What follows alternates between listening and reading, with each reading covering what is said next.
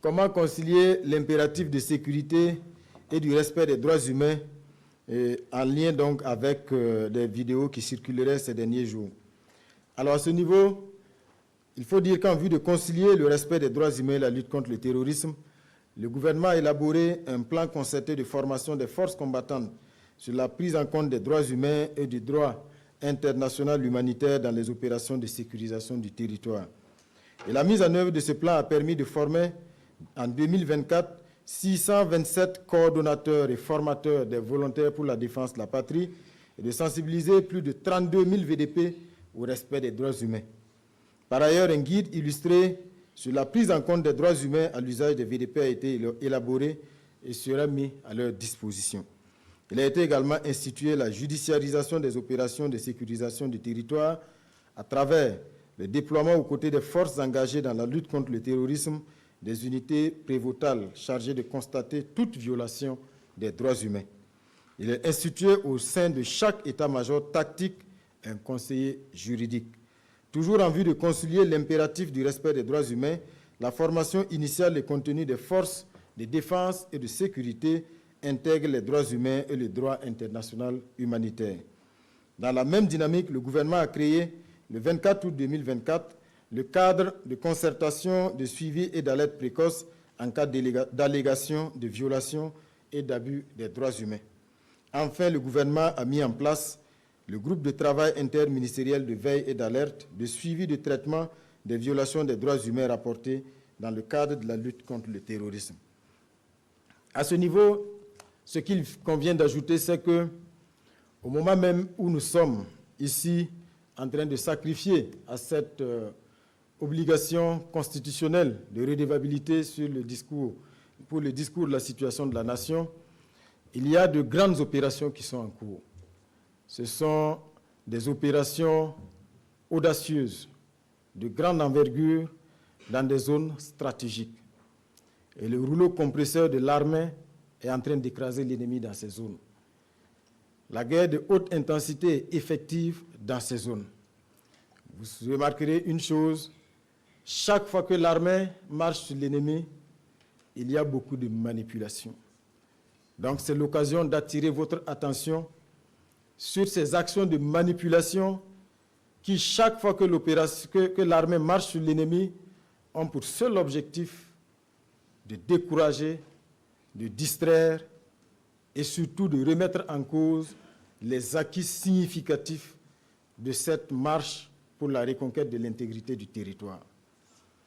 Rendons hommage à nos héros. Chantons les louanges de nos forces combattantes qui, à l'heure où nous sommes en train de sacrifier à cette obligation, sont en train, au prix de leur vie, d'amplifier la dynamique de reconquête du territoire. Ces forces-là sont en train de mettre pied dans des zones qui étaient considérées comme des sanctuaires imprénables. Ils sont en train de mettre pied dans des forêts qui étaient des refuges de ces hordes terroristes, d'où elles venaient s'attaquer de façon lâche aux populations civiles, aux paisibles villageois, piller leurs biens et trouver refuge dans ces forêts. Ce travail-là est en cours et les résultats sont significatifs. Il ne faut donc pas céder à la manipulation et de toute façon, les auteurs de ces manipulations sont toujours les mêmes. Ce sont les mêmes qui dépriment chaque fois que nos forces combattantes infligent des défaites cuisantes à l'ennemi et c'est les mêmes qui ne se cachent pas de se réjouir ou d'afficher leur satisfaction quand les populations civiles innocentes sont attaquées, quand nos forces de défense et de sécurité sont lâchement attaquées. C'est le fait d'individus, vous les connaissez, et c'est le fait aussi de relais à travers un certain nombre de médias mensonges qui ont été démasqués depuis longtemps et fort heureusement et de façon souveraine et courageuse, ces médias ont été fermés au Burkina Faso, ils ont été fermés dans tout le Sahel parce qu'on a compris que ces médias ne sont pas là pour nous informer, mais pour manipuler, nous maintenir dans la servitude et surtout instrumentaliser nos points de vulnérabilité. Donc, les combattants, à l'heure actuelle, je vous le dis, chantez leurs louanges, parce que ce qu'ils sont en train de faire à l'heure actuelle, sont des offensives historiques, extrêmement stratégiques, qui leur permettent aujourd'hui de mettre pied dans des zones qui étaient fortement infestées, sanctuarisées, et l'opération va se poursuivre, s'intensifier, parce qu'aucune manipulation ne passera. Et le chef de l'État l'a dit, cela sera réaffirmé ici, aucun centimètre carré du Burkina Faso ne sera cédé. Non seulement aucun centimètre ne sera cédé, et la seule issue pour ces hordes de barbares, pour ces terroristes, c'est de déposer les armes. Il n'y a pas une autre alternative.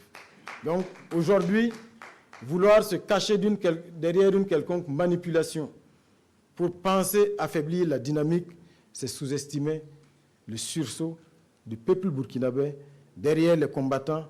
Et comme je le disais, cette dynamique-là, nous sommes prêts, avec nos forces combattantes, à consentir tous les sacrifices pour que cette vision de reconquête de l'intégrité du territoire et surtout de rétablissement de notre dignité, la dignité bafouée du peuple burkinabé, soit effective.